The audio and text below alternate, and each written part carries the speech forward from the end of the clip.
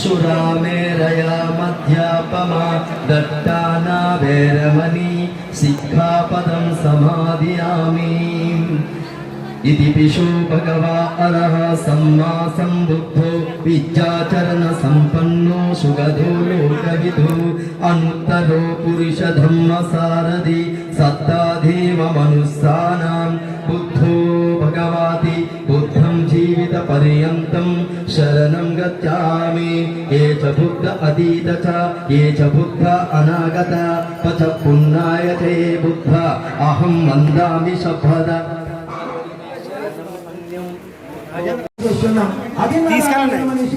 సమాధానాన్ని మేము ఎవరి వస్తువులు మేము సేకరించమనగా మన దొంగతనములు కానీ మరి మేము వెళ్ళమని అట్లా చేసి కదా భగవాన్ బుద్ధుల వారి సాక్షిగా శిక్షణ పొందుతామని మరి ప్రమాణాలు చేస్తున్నాం.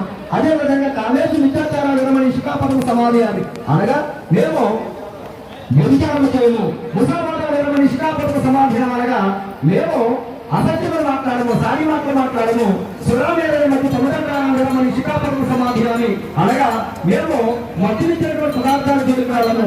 ఈ 5 సూత్రాలను మానవ జీవితంలో పాటిస్తాము.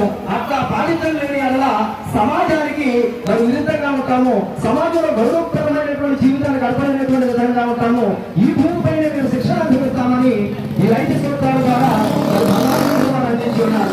మరి క్రమశిక్షణ మరి సమాజంలో సమాన భావము, స్వేచ్ఛ, సమానత్వాలకు అందించే బౌద్ధ ధర్మము.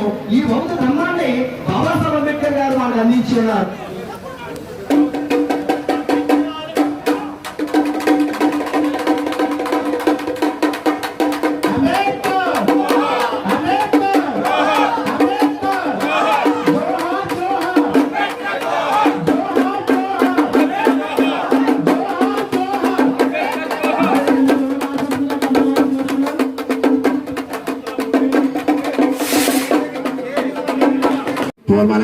కోరుతున్నాం. మరి మన ముందుకు ఎంతో బాధ్యత ఇచ్చేసినటువంటి జగతి టీసీ సభ్యులు ఎన్ఆర్ శ్రీనివాస్ గారిని, అలాగే మన జిల్లా పరిషత్ చైర్మన్ అయినటువంటి తిప్పర్తి వేణుగోపాలరావు గారిని కూడా స్టేజ్ ని అలంకరించవలసిందిగా కోరుతున్నాం.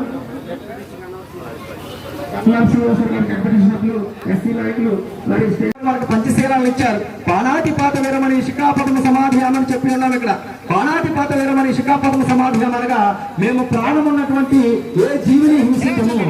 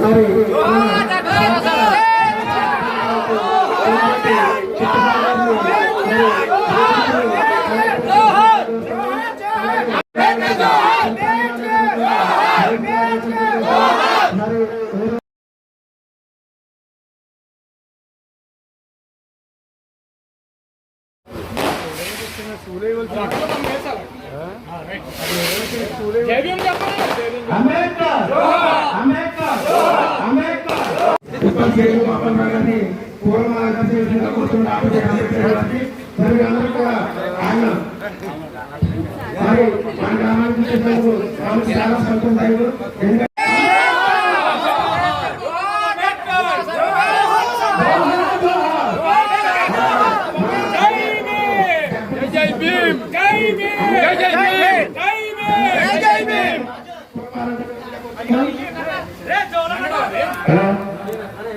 ఉమ్మడి తూర్పుగోదావరి జిల్లా పరిషత్ చైర్మన్ శ్రీ విప్పత్ వేణుగోపాలరావు గారు ప్రమాణ శ్రీకారం చేసిన తర్వాత అయినవెల్లి మండలంలో తొలిసారిగా మన అయినవెల్లి గ్రామానికే ఇచ్చేసారు. మొదటిసారి మన మండలంలో ఇప్పుడు దాకా ఏ గ్రామాన్ని సందర్శించలేదు. ఆయన తొలిసారిగా వస్తే ప్రమాణ శ్రీకారం రోజు చెప్పారు, నేను అయినవెల్లికే వస్తాను, మొదట వస్తే అన్నారు. ఆ మాట ప్రకారం అయినవెల్లికే ముందు ఇచ్చేశారు. ఆయనకి డాక్టర్ బిఆర్ అంబేద్కర్ తరపున ప్రత్యేక జైబీలో అభినందనలు తెలియజేస్తున్నాం. ఉత్సాహ కమిటీ పిలిచినట్లే మీటింగ్ అరేంజ్ చేస్తున్నారు కాబట్టి ప్రతి ఒక్కరు కూడా స్టేజ్ ముందుకు రావాల్సి కోరుతున్నాం.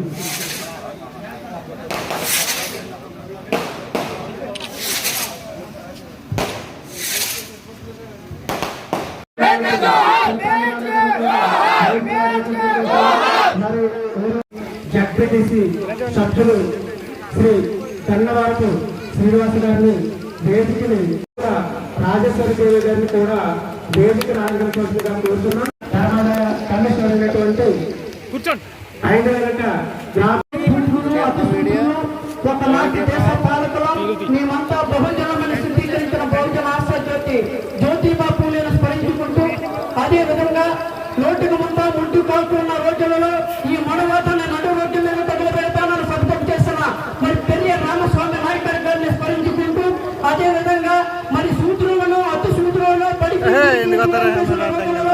ఒక గుడిని బడిగా మలిచిన క్రాంతి ప్రదాత నారాయణ మరి ఈ భారతదేశానికి దిశనిర్దేశం నిర్దేశించి భారత రాజ్యాంగ చట్ట నిర్మాత హక్కుల ప్రదాత శ్రీదాస్ విమర్శకుడు బోధిసత్వ బాబాసాహెబ్ అంబేద్కర్ గారిని స్మరించుకుంటూ మరి అంబేద్కర్ చనిపోయిన తర్వాత 2 నెలల కాలంలో మృతి చెంది తన యావదాస్తిని అనాథులకు దత్తతగా ఇచ్చి అంబేద్కర్ చనిపోయిన తర్వాత నాకు ఈ బ్రతికెందుకని చనిపోయిన స్వచ్ఛ భారత్ పితామహుడు డాక్టర్ బాబా గారిని కూడా స్మరించుకుంటూ మరి అంబేద్కర్ సిద్ధాంతం ఏదైతే ఉన్నదో అంబేద్కర్ కళలు ఏవైతే ఉన్నాయో అంబేద్కర్ రాజ్యాంగాన్ని బ్రతికించడానికి మరి తన తల్లిదండ్రులను ముదుర్కొని మరి అంబేద్కర్ యొక్క త్యాగాన్ని మరి రాజ్యాంగాన్ని నిజం చేసి నిరూపించిన అంబేద్కర్ అసలైన వారసుడు మాన్యశ్రీ కాంశీరామ్ గారిని స్మరించుకుంటూ ఈనాటి సభకు అధ్యక్షత వహించిన స్థానిక సర్పంచ్ గారికి అదేవిధంగా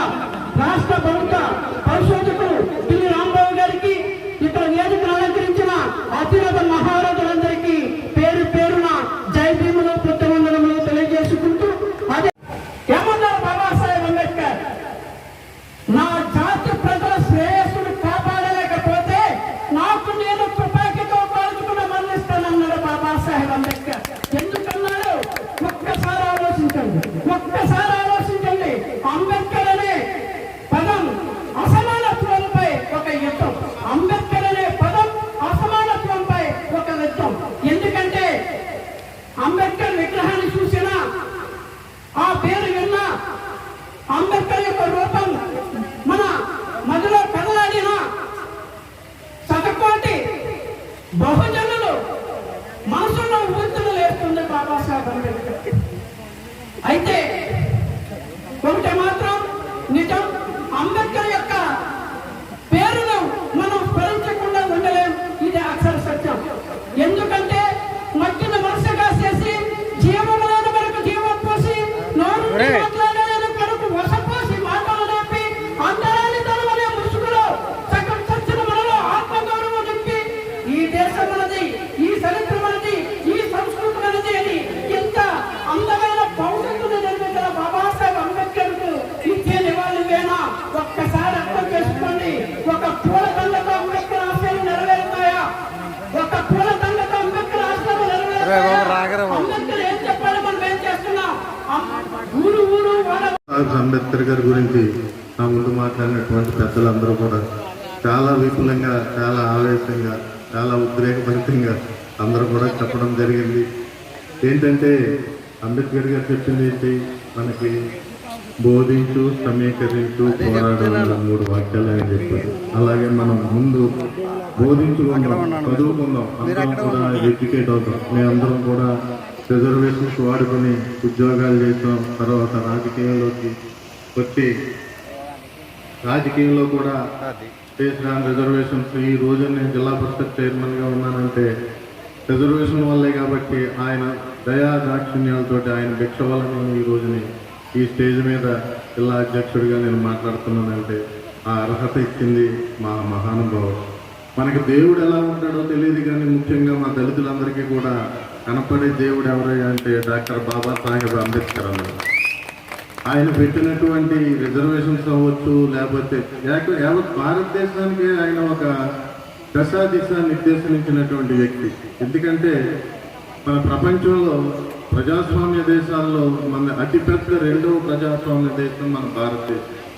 ఈ భారతదేశం విభిన్న జాతులు, విభిన్న భాషలు, విభిన్న మతాలు, విభిన్న కులాలు, విభిన్న నడవడికలు అన్నమాట. వీళ్ళందరినీ కూడా రాజ్యాంగం అనేటువంటి ఒక పుస్తకం రాసి దశాదిశ నిర్దేశించి మీరందరూ కూడా ఈ విధంగా ఉండాలి, ఈ విధంగా ఉండాలని ఆయన 70 ఏళ్ల క్రితమే మనందరికీ దశాదిశ నిర్దేశించాడంటే ఆయన ఎటువంటి మేధావి అన్నది మనం చిన్న దాంట్లో మనకి అర్థమవుతున్నాను.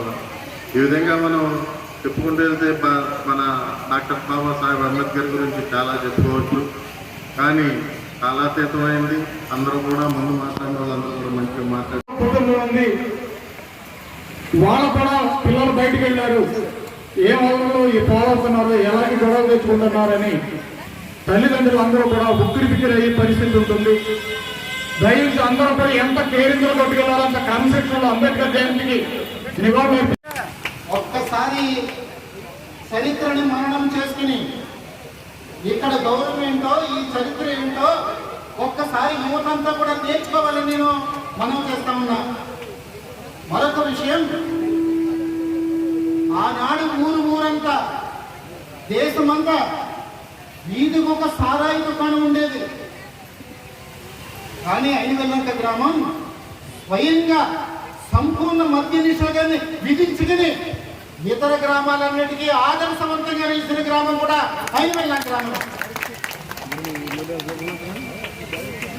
ఇలాంటి ఎన్నో సంఘటనలు, ఇలాంటి ఒక చారిత్రక నేపథ్యం కలిగినటువంటి ఐనవెల్లంక గ్రామానికి విచ్చేసినటువంటి పెద్దలందరికీ, అందరికీ కూడా మరొకసారి ధన్యవాదాలు తెలియజేస్తూ, అంబేద్కర్ రాజ్యాంగం రాశారు తప్ప మరి ఏమీ చేయలేనట్టుగా ఉంది. ఇది మన అజ్ఞానానికి ఒక ఫోటో అంబేద్కర్ రాజ్యాంగం మన ఎంపీ గారు మాట్లాడతారు, ఆల్రెడీ పార్లమెంట్ లో మాట్లాడారు. ఆ విషయం కూడా ఇక్కడ ప్రస్తావన వస్తుంది. ఇప్పుడు సరే, బాబాసాహెబ్ రాజ్యాంగం రాయడానికి ముందు ఈవేళ సర్దార్ వల్లభాయ్ పటేల్ గారు కాసేపు డిస్టర్బెన్స్ ఏం జరిగిందో ఇప్పుడు వారి ముందే చెప్తాను నేను. మిత్రులారా, అంబేద్కర్ రాజ్యాంగాన్ని రాశారు, మనం ఏమీ చేయలేదన్నటువంటి ఒక తప్పుడు నానుడైతే మన ప్రజల్లో ఉంది. ముఖ్యంగా దీన్ని ఛేదించవలసింది అంబేద్కర్ వారసులు, అంబేద్కరీలే. అంబేద్కరీసే దీన్ని ఛేదించాలి. ఎలా ఛేదించాలి? ఇటీవల మన ప్రభుత్వం గుజరాత్ రాష్ట్రంలో అనుకుంటా సర్దార్ వల్లభాయ్ పటేల్ గారి ఒక ఐరన్ విగ్రహం పెట్టింది. ఐరన్ తోటి ఏంది పెట్టిందండి ప్రభుత్వం? ఏ బంగారపు విగ్రహంతో పెట్టింది కదా. ఇప్పుడు ఉన్నటువంటి బీజేపీ ప్రభుత్వం సర్దార్ వల్లభాయ్ పటేల్ గారిని ఐరన్ మ్యాన్ అని పిలుస్తారు, ఉక్కు మనిషి. అది ఎలా ఉక్కుతో పెట్టారనమాట. సరే, ఇక్కడ నా విషయం ఏంటంటే, ఒక విద్యావంతుడు, ఒక మేధావి, ఇప్పుడు అంబేద్కర్ అందరూ కూడా ఒక నినాదం ఇస్తూ ఉంటారు, ప్రపంచ మేధావి అంబేద్కర్ అని, అంబేద్కర్ ఆశయాలే ఈ దేశానికి శరణ్యమని రకరకాల నినాదాలు ఇస్తూ ఉంటారు. అంబేద్కర్ ఆశయాలు ఈ దేశానికి ఎలా శరణ్యం, ఎలా శరణమయ్యాయి? అంబేద్కర్ ప్రపంచ మేధావిని మీరు ఎలా చెప్పగలరు? ఒకవేళ ఎవరైనా మిమ్మల్ని ఈ ప్రశ్న అడిగితే మీ సమాధానం ఏంటి అసలు? దీనికి ఒక్క విషయం చెప్పాలి.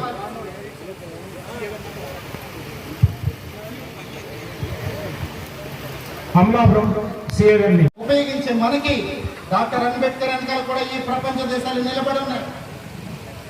ప్రపంచ మేధావి అని ఆయన గుర్తించింది యుఎన్ఓ. అది మన దగ్గర ఉన్న బాబాసాహెబ్ ఉన్నటువంటి కాలిబర్ అది. సరే మిత్రులారా, ఇందాక సర్దార్ వల్లభాయ్ పటేల్ ఉక్కు మనిషి అన్నది కదా. ఉక్కు మనిషి అని ఎందుకు పేరు వచ్చిందంటే, ఈ దేశాన్ని సమైక్యంగా ఉంచడంలో పటేల్ గారు ఒక ముఖ్యమైన పాత్ర పోషించారట. నిజమేంటో చూద్దాం. అంబేద్కర్ ఏంటి, మిగిలిన జాతీయ నాయకులు ఏంటి, ఒక్కసారి చూద్దాం. ప్రపంచ భారతదేశంలో పాకిస్తాన్ విడిపోవడానికి, మన దేశం నుండి పాకిస్తాన్ విడిపోవడానికి, అటు నేపాల్ విడిపోవడానికి కూడా ఈ జాతీయ నాయకులు ఎవరైతే ఉన్నారో వాళ్ళే ప్రత్యక్ష కారణం. ఇది నమ్మలేని నిజంగా. ఎవరైనా ఇక్కడ మేధావులు ఉంటే మీకు అర్థం అవ్వచ్చు. వాళ్ళే విడిపోయారు అంటే వాళ్ళే విడదీశారు. ఎందుకన్నారంటే, ఒక నిమిషం,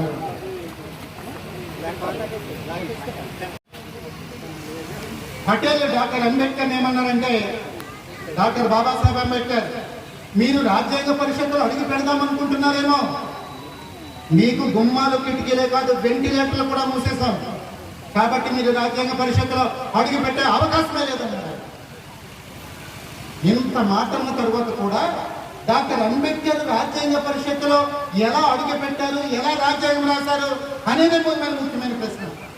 రాజ్యాంగంలో ఏమి రాశారనేది అందరికీ తెలిసిందే. ఈ రాజ్యాంగం నుంచి ఎవరైనా ఒక పెద్ద ఫలితం పొందారంటే అది బీసీ సామాజిక వర్గానికి, వాళ్ళకే చెందుతుంది. చాలా మంది ఎస్సీ ఎస్టీలు బాగా లబ్ధి పొందారనుకుంటారు. ఇది కాదు. ఎక్కువ లబ్ధి పొందింది దేశంలో 57% పైగా ఉన్నటువంటి బీసీ నాయకులే దాన్ని లబ్ధి పొందడం జరిగింది. ఈ రకంగా డాక్టర్ అంబేద్కర్ బెంగాల్ నుంచి పోటీ చేసిన తర్వాత అంబేద్కర్ పరిషత్తులోకి రానివ్వకుండా బెంగాల్తో పాటు అంటే పాకిస్తాన్ విడదీయడం జరిగింది. ఆ వేళ పటేల్ గారు. ఇప్పుడు ఎవరు సమైక్యవాది భారతదేశాన్ని కలిపి ఉంచాలనేటువంటిది డాక్టర్ బాబాసాహెబ్ అంబేద్కరా లేదా పటేలా? ఎన్నో అంశాలు బాబాసాహెబ్ తోటి ముడిపడి ఉన్నాయి. ఫైనల్గా ఒక్క విషయం చెప్పి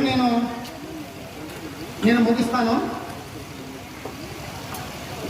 డాక్టర్ అంబేద్కర్ వైస్రాయ్ కౌన్సిల్ సభ్యుడిగా ఉన్నప్పుడు 1927 నుంచి 1946 వరకు దాదాపు 20 సంవత్సరాల పాటు బ్రిటిష్ వైస్రాయ్ కౌన్సిల్లో ఇప్పుడు 4 మంత్రి పదవులతో సమానమైన పదవులు ఆయన ఉన్నప్పుడు ఇప్పుడు మనం అనుభవిస్తున్న హక్కులన్నీ కూడా డాక్టర్ అంబేద్కర్ పెట్టినవి. ఆర్బీఐ అనేది, రిజర్వ్ బ్యాంక్ ఆఫ్ ఇండియా అనేది డాక్టర్ అంబేద్కర్ పెట్టింది. దానికోసం పూర్తి సమాచారాన్ని అంతటినీ కూడా ఎంపీ గారు ఇటీవలే దాని మీద ఒక నోట్ ఇచ్చారు, మాట్లాడారు కూడా. చాలా సంతోషం వేస్తుంది. ఈ విషయాన్ని ఇంతవరకు పార్లమెంట్లో అధికారికంగా ఎవరు ప్రశ్నించిన రూపంలో 4-5 సంవత్సరాల క్రితమే ఆర్బీఐ బాబాసాహెబ్ ఎలా స్థాపించాడో ఒక డాక్యుమెంటరీ రూపంలో తయారు చేశాను నేను. ఈ సందర్భంగా మేడం అనురాధ గారికి, ఎప్పుడైనా మీరు పార్లమెంట్లో మీరు ఇంకా విషయం మీద మాట్లాడాలంటే not only RBI, reserve bank India కాదు, ఈ దేశంలో ఇరిగేషన్ ప్రాజెక్టులు కానీ లేదంటే పవర్ ప్రాజెక్టులు కానీ ఈ నవభారతదేశ రాజ్య నిర్మాతగా అంటే మోడర్న్ ఇండియాకి చీఫ్ ఆర్కిటెక్ట్ గా బాబాసాహెబ్ ఎలాగ పనిచేశారో అనేది ఈ పుస్తకంలో రాశాను. ఇది మేడం గారికి ఎప్పుడైనా అవసరం అవుతుందేమో, వారికి దీన్ని సవినయంగా మనం ఇస్తున్నాం.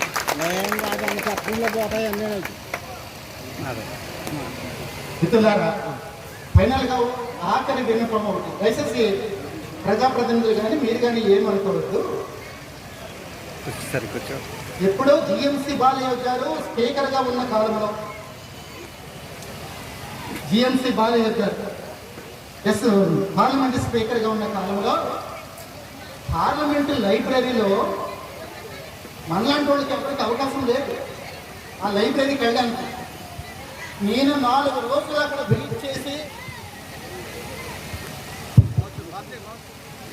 4 రోజులు నేను పార్లమెంట్ ముందు వెయిట్ చేసి నారాయణ సామాన్యుడు ఎవరో తమిళనాడు పార్లమెంటరీ వ్యవహారాల మంత్రి నారాయణ స్వామి గారు నాకు ఒక పాస్ ఇస్తే ఆ పాస్ బట్టి నేను పార్లమెంట్ లైబ్రరీలోకి వెళ్ళి ఆ లైబ్రరీలో అంబేద్కర్ దాచిపెట్టింది ఏంటంటే రాజ్యాంగం అంటున్నారు కదా, ఆ రాజ్యాంగం యొక్క ఒరిజినల్ ప్రతి ఎలాగుంటుందో 389 మంది రాజ్యాంగ పరిషత్ సభ్యులు సంతకాలు పెట్టినటువంటి ప్రతి, ఇవి కాకుండా 6 ఎడిషన్స్ ఉంటాయి. రాజ్యాంగ పరిషత్ అసెంబ్లీ కాన్స్టిట్యూషనల్ డిబేట్స్ అని ఒక్కొక్క పుస్తకం దాదాపు 5,000 పేజీలు ఉంటాయి, 6 వాల్యూమ్స్ ఉంటాయి. ఈ పుస్తకాలు వేళ నా దగ్గర మాత్రమే ఉన్నాయి. నేను చాలా కష్టపడి తెచ్చుకున్నాను కాబట్టి లక్షలాది మంది ఆ పుస్తకాల కోసం వేళ ఎదురు చూస్తున్నారు దేశంలో అంబేద్కర్ రైట్స్ అందరూ కూడా. కానీ పార్లమెంట్ ప్రింటింగ్ లేదు. ఎప్పుడో బాలయోగ్య టైంలో ఆగిపోయినటువంటి పుస్తకాలు ఇప్పుడు వరకు తిరిగి ప్రింటింగ్ చేయలేదు. దయచేసి మేడం గారి యొక్క అవకాశాన్ని తీసుకుని ఈ బుక్స్ మళ్ళీ ప్రింట్ అయ్యేటట్టు పార్లమెంట్లో వారి ఒక ప్రశ్న లేవనెత్తి దానికి సంబంధించినటువంటి నిధులు కేటాయిస్తే ఈ దేశంలో ఉన్నటువంటి అంబేద్కర్లందరూ కూడా చాలా సంతోషపడతారు. అంబేద్కర్ పాయింట్ టు పాయింట్ ఏం మాట్లాడారో ఆయన చెప్తారు. అందులో మనకుంటుంది దయచేసి ఏమనుకోవద్దు. ఎన్సి రత్తు అంబేద్కర్ పర్సనల్ సెక్రటరీ 1956 జూలై 27 సమయం 5:30 ఆదిపూర్ రోడ్, న్యూఢిల్లీ. ఎన్సి రత్తు అంబేద్కర్ని ఏమన్నాడంటే, బాబాని పిలిచేవారు అంబేద్కర్ని. బాబా, ఈ మధ్యకాలంలో మీరు చాలా విచారంగా మనోవ్యక్తో నిలబడుతూ ఉంటున్నారు ఏంటి అని అడిగారు ఎన్సి రత్తు పర్సనల్ సెక్రటరీ బాబాసాహెబ్ అంబేద్కర్ని. అంబేద్కర్ అన్న ఆ ఒక్క సందేశాన్ని ఈ వేళ యువత కానీ పెద్దలు కానీ ఒక్కసారి మననం చేసుకోవాలని, ఒక్కసారి మీరు ఆలోచించాలని నేను కోరుకుంటే మాట చెప్తున్నాను. అంబేద్కర్ మాట్లాడలేకపోయిన ప్రశ్నకి ఎందుకు మనోవ్యక్తో ఉంటారు, ఎందుకు బెంగగా ఉంటున్నారంటే మాట్లాడలేకపోయాడు. కొన్ని క్షణాల తర్వాత ఆయన పళ్ళు ఎర్రబడిపోయి మనసు బుద్ధినిగ్నం అయిపోయింది. అప్పుడు చెప్పాడు, రత్తు, నా జీవితంలో నేను అనుకున్న లక్ష్యాన్ని నేను సాధించలేకపోయాను. నా జీవితంలో నేను అనుకున్న లక్ష్యాన్ని నేను సాధించలేకపోయాను. మిగతా అందరి కులాల వల్లే నా కులాన్ని కూడా నేను పాలకులుగా చూడాలనుకున్నాను, కానీ నేను చేయలేకపోయినది. నన్ను బాధిస్తున్నది. ఓటు హక్కు తెచ్చిన వాడిని నేను.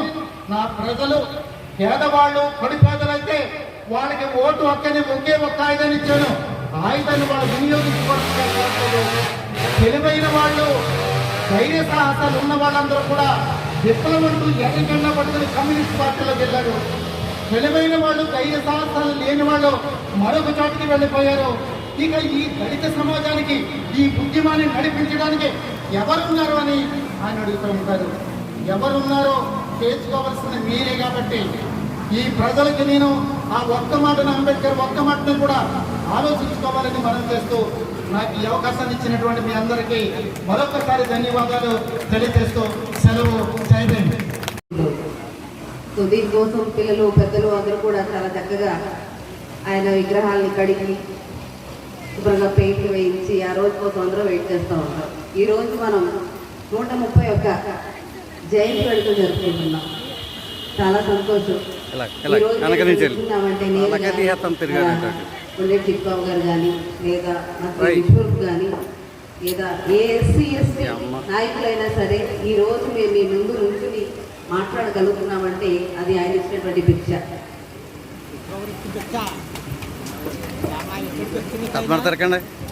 పిల్లి రాంబాబు గారు చాలా విషయాలు చెప్పారు. నాకు కూడా ఈ విషయాలు చాలా వరకు తెలియదు. ఎందుకంటే మేము సిటీలో పుట్టి పెరిగాము. అక్కడ అందరికీ ఎస్సీ కులాల్లో జరిగినటువంటి వివక్ష కానీ, లేదంటే మనం ఎదుర్కొన్నటువంటి ఇబ్బందులు కానీ అందరికీ తెలియదు. కాకపోతే పల్లెటూరులో మాత్రం ఇది ఖచ్చితంగా తెలుస్తుందనేది నేను రాజకీయాల్లోకి వచ్చిన తర్వాత నాకు అర్థమైంది. నా సోదరులు, సోదరీమణులు వారి జీవితం ముందుకు వెళ్ళాలి అని ఏదైతే మన డాక్టర్ బిఆర్ అంబేద్కర్ గారు చాలా వికృతమైన దీక్షతోటి ఆయన ఈ కాన్స్టిట్యూషన్ మనకి రాసిచ్చారో దానిలో కొంతవరకైనా ఒక 1% అయినా నేను చేయగలిగాననేది నా తాపత్రయం. సో దానికి మన అంబేద్కర్ గారి ఆశీస్సులు, మీ అందరి అండదండలు నాకు చాలా అవసరం. సో మీ అందరూ కూడా ఆయన ఇచ్చినటువంటి కాన్స్టిట్యూషన్ అంటే ఇప్పుడు అన్నారు బాబాబు గారు, కాన్స్టిట్యూషన్ అంటే ఏంటి ఏంటి ఏంటి అనేది ఏంటి అని అంటే సామాజికంగా మనం అందరిలో సమానంగా ఉండాలి అనేది ఆయనకు ఆకాంక్షించారు. సామాజికంగా, మిగతా కులాలతో అందరితో సమానంగా కూర్చోవటం, నిల్చోవటం, ఫంక్షన్కి అటెండ్ అవటం, ఇదివరకు ఇవన్నీ ఉండేవి కాదు. కానీ ఇప్పుడు అవన్నీ సాధ్యమవుతున్నాయి. ఎందుకంటే మిగతా వాళ్ళు కూడా మన పట్ల జరుగుతున్న వివక్షని వాళ్ళు అర్థం చేసుకుంటున్నారు, మారుతున్నారు. అంబేద్కర్ గారు ఇచ్చినటువంటి మనకి ఆ ధైర్యం మనల్ని నడిపిస్తుంది. అలాగే ఆయన ఇచ్చినటువంటి ఇంకొక ఆయుధం ఓటు. ఆ ఓటు హక్కుతోనే మీరు కావాల్సిన నాయకుల్ని న్యాయంగా గెలిపించుకోండి. మీ నాయకుల్ని మీరు ఎన్నుకోగలగాలి. మీకు చేసేవాడిని ఎన్నుకోవాలని ఆయన కూడా కోరుతున్నారు. కాబట్టి ఓటు అనేది ఆయన మనకి ఇచ్చిన ఆయుధం, అది అమ్ముకునేది కాదు. కాబట్టి మీ అందరూ కూడా అది గుర్తుపెట్టుకుంటారని నేను కూడా ఆశిస్తున్నాను. ఈ క్రమంలో ఆయన మన యువతకు ఒక ఆయుధంగా విద్యని ఇచ్చారు. ఆ విద్యను మీరందరూ ఉపయోగించుకొని సమాజంలో సామాజికంగా, ఆర్థికంగా ముందుకు ఎదగాలి. మిగతా అందరితో పాటు సమానంగా జీవితంలో పైకి రావాలని నేను కోరుతున్నాను. కాబట్టి ఇప్పుడు యువతకు నేను చెప్పేది ఒకటే, చదవండి. చదువుకున్న తర్వాత చదివితే మీకు సమాజంలో మీకు ఆశించాల్సిన అవసరం లేదు. ఆ చదువు వల్ల మీకు అనుకోకుండా మీ స్థాయి పెరుగుతుంది. అలాగే మీ కుటుంబ పరిస్థితులు మెరుగుపడతాయి. మీ కుటుంబ పరువు మర్యాదలు కూడా బాగుపడతాయి. ముందుకు వెళతారు. కాబట్టి యువత మీ టైం వేస్ట్ చేసుకోకుండా చదువు మీద శ్రద్ధ పెట్టి జీవితంలో స్థిరపడండి. అంబేద్కర్ గారికి మనం ఇచ్చే ఘనమైన నివాళి ఇంతకన్నా ఇంకొకటి లేదు. తల్లిదండ్రులు వాళ్ళకి తెలియదు, కానీ మీ పిల్లల్ని చదివించండి అమ్మా, ముందుకు తీసుకువెళ్ళండి. ఎవరిని ఇంట్లో ఉండనివ్వకండి. చదువుకున్న పిల్లలు కూడా ఊరు దాటి వెళ్తే బయట మీకు ప్రపంచం ఏంటో తెలుస్తుంది. ఆ ప్రపంచంలో ఎంత కాంపిటీషన్ ఉంది, ఆ కాంపిటీషన్ మనం తట్టుకుని ముందుకు వెళ్ళగలగాలి. కాబట్టి ఖచ్చితంగా మీ అందరూ కూడా నా మాటలు కొంచెం గట్టిగా శ్రద్ధ వహిస్తారని అనుకుంటున్నాను. దయచేసి అందరూ చదువుకుని అందరూ చక్కని జీవితాల్లో స్థిరపడాలని ఏదైతే అంబేద్కర్ గారు ఆశించారో దాన్ని మనం సాధిద్దాం. ఈ అవకాశం ఏంటండి, నాకు రిజర్వేషన్ ఇవ్వకపోతే, మీరు నన్ను ఓటు అయిపోతే నేను ఈ స్థాయిలో ఉండేవాళ్ళు కాదు, మీరు నన్ను ఫంక్షన్ కూడా పెంచేవారు కాదు. ఈవేళ మీ అందరి సహాయ సహకారంతో నేను ఎమ్మెల్యేగా, మరి సోదరిమణి ఎంపీగా మీరు నెగ్గించుకున్నందుకు ముందుగా మీ గ్రామస్తులందరికీ పేరు పేరున ధన్యవాదాలు తెలియజేసుకుంటాం. మరి బాబాసాహెబ్ గారి ముందు చెప్పే ముందు అందరూ చెప్పారు బాబాసాహెబ్ గారు, కానీ స్వతంత్రం వచ్చిన తర్వాత ఇంతవరకు కని విని ఎదిగిన రీతిలో జగన్మోహన్ రెడ్డి గారు మీ గ్రామానికి చేస్తున్న అభివృద్ధి మీరందరూ ఒక్కసారి తెలుసుకోవాలని మనస్ఫూర్తిగా తెలియజేసుకుంటున్నాం. ఈ తొగరకాయ ఉద్యమి మరి త్వరలోనే మరి శిల్పస్థాపన చేసి పనులు ప్రారంభిస్తామని చెప్పి ఈ సభాపతిగా మీకు తెలియజేసుకుంటున్నాం. ఈవేళ భారతదేశ చరిత్రలో బాబాసాహెబ్ అంబేద్కర్కి ఇచ్చే నివాళులు మరి జగన్మోహన్ రెడ్డి గారు ఆయన రూపంలో మరి రాజ్యాంగం ప్రకారంగా ప్రతి కుటుంబానికి న్యాయం చేసే విధంగా ఈవేళ మన జగన్మోహన్ రెడ్డి గారు చేస్తున్నారంటే ఒక్కసారి మీరు ఆలోచించండి. మనకి రాజ్యాంగం రచించిన బాబాసాహెబ్ అంబేద్కర్ ని ఈవేళ రాజ్యాంగ ప్రకారం ప్రతి ముఖ్యమంత్రి, ప్రతి ప్రధానమంత్రి, ప్రతి ఒక్క నాయకుడు ఆ రాజ్యాంగ ప్రకారమే నడుచుకోవాలని చెప్పి మరి దశ దిశ భారతదేశానికి మరి తెలిపిన వ్యక్తి ఎవరున్నారంటే బాబాసాహెబ్ అంబేద్కర్ అని చెప్పి మనస్ఫూర్తిగా తెలుసుకున్నాం. మీకు చాలా మంది తెలియదు, మరి మేమైతే అనుభవించాం. మాకు ఎవరైనా సరే పెళ్లి పిలిస్తే మరి అగ్రవర్ణాలు అక్కడ 2 పందిర్లు ఉండేవి. ఒక పందిరిలో వాళ్ళకి, ఒక పందిరిలో మాల మాదిరికి సెపరేట్ గా భోజనాలు పెట్టేవారు. మా నగరంలో ముస్లింస్ ఉండేవారు, వాళ్ళు కూడా మరి ముస్లింస్ అందరికి ఒక పందిరి వేసేవారు, మరి ఎస్సీబీసీలకి వేరే పందిరి వేసేవారు. అలాగే 2 కప్పుల సిస్టమ్ కూడా ఉండేది. చిప్పల్లో టీ ఇచ్చేవారు, మరి సత్తులు గ్లాసుల్లో మనకి టీ ఇచ్చేవారు, వాళ్ళు స్టీల్ గ్లాసులు తాగేవారు. ఈవేళ పరిస్థితి మీరు అందరూ చూడలేదు. బాబాసాహెబ్ అంబేద్కర్ వల్ల మీరందరూ చదువుకున్నారు, మీ అందరికీ లోక జ్ఞానం తెలిసింది. మీ ఓటు ద్వారా మరి మీరందరూ ఎమ్మెల్యేయం. ఈవేళ రాష్ట్ర ప్రగతిలో మనందరూ కూడా భాగస్వామ్యం. ఈవేళ జగన్మోహన్ రెడ్డి గారు మరి మాకు ఇంత గుర్తింపించి మన ఎస్సీలకి మరి ఒక డిప్యూటీ సీఎం ఇచ్చారంటే అది బాబాసాహెబ్ అంబేద్కర్ వల్ల మన ఓట్ల వల్ల ఇవాళ జగన్మోహన్ రెడ్డి గారు సీఎంగా ఉన్నారు కాబట్టి మనందరం గుర్తించారు కాబట్టి ఇవాళ మనం ఈ స్థాయిలో ఉన్నాం. ప్రతి కుటుంబానికి ఉచితంగా ఆ రోజు బాబాసాహెబ్ అంబేద్కర్ చెప్పారు, అన్ని కులాలు అన్ని మతాలు అభివృద్ధి చెందాలి, అందరూ కూడా అభివృద్ధి చెందింది, దేశం అభివృద్ధి చెందింది అని చెప్పి బాబాసాహెబ్ అంబేద్కర్ చెప్తే ఈవేళ అదే ఆచరణ జగన్మోహన్ రెడ్డి గారు చేస్తున్నారు. ఎస్సీ ఎస్టీ బీసీ మైనార్టీ అన్ని కులాలను కూడా సమానంగా చూస్తూ ప్రతి కులానికి కూడా ప్రతి ఒక్కరూ చదువుకోవాలి, వాళ్ళ పిల్లల్ని ఉచితంగా చదివించాలి, వాళ్ళ పిల్లల్ని ఇంగ్లీష్ మీడియంలో చదివించాలి, రూపాయి ఖర్చు లేకుండా ప్రతి కుటుంబంలో ప్రతి పిల్లల్ని నేను చదివిస్తానని చెప్పి జగన్మోహన్ రెడ్డి గారు మరి చెప్తుంటే మరి మీరందరూ కూడా జగన్మోహన్ రెడ్డి గారు మనస్ఫూర్తిగా ఆశీర్వదించాలి. బాబాసాహెబ్ అంబేద్కర్ ఏది ఆయనతో ఆలోచించారో, ఆయన ప్రజలకి ఏది చేయాలనుకున్నారో ఇది ఆంధ్ర రాష్ట్రంలో మా జగన్మోహన్ రెడ్డి గారు చేస్తారని చెప్పి ఈ సభాముఖంగా ధైర్యంగా చెప్పుకుంటున్నాం. దానికి కారణం ఇవాళ మేము చేస్తున్న అభివృద్ధి పనులు, మరి మేము చేస్తున్న సంక్షేమ కార్యక్రమాలు అని చెప్పి చూస్తున్నాం. మేము కులం చూడలేదు, మతం చూడలేదు, పార్టీ చూడలేదు, ఇవన్నీ పక్కన పెట్టి అందరికీ సమన్వయం చేసే విధంగా మరి మేము చేస్తున్నాం. దానికి బాబాసాహెబ్ గారిని ఆచరణలో చూసుకుని ఆయన ఆదర్శంగా తీసుకుని మేము ప్రభుత్వం నడుస్తుందని చెప్పి ఈ సభాముఖంగా తెలియజేసుకుంటూ మరి ఇంత మంచి కార్యక్రమానికి మరి మా సోదరి మరి ఎంపీ గారిని నన్ను పిలిచినందుకు మీ 5 లక్ష ప్రజలందరికీ పేరుపైన ధన్యవాదాలు తెలియజేసుకుంటూ ప్రతి ఒక్కరూ అంబేద్కర్ని ఆదర్శంగా తీసుకోవాలి. ఆయన అంబేద్కర్ని మనం ఎందుకు పుట్టిస్తున్నాం మీకు తెలుసా? ఆయన అంత గొప్పవాడు ఎవరికి కాన్వెంట్ తెలుసా? ఉన్నా లేకున్నా తినకపోయినా ఆయన పడ్డ కష్టం చదువుకి ఈ రోజు భారతదేశంలో మరి రాజ్యాంగాన్ని రచించే అవకాశం కల్పించింది భారత ప్రభుత్వం. మరి ఆ ప్రభుత్వం ఇచ్చిన అవకాశాన్ని భారతదేశంలో స్థితిగతులు ఎలా ఈ విధంగా ఉండాలని మరి ఆ రోజు రాజ్యాంగం రచించడం జరిగింది.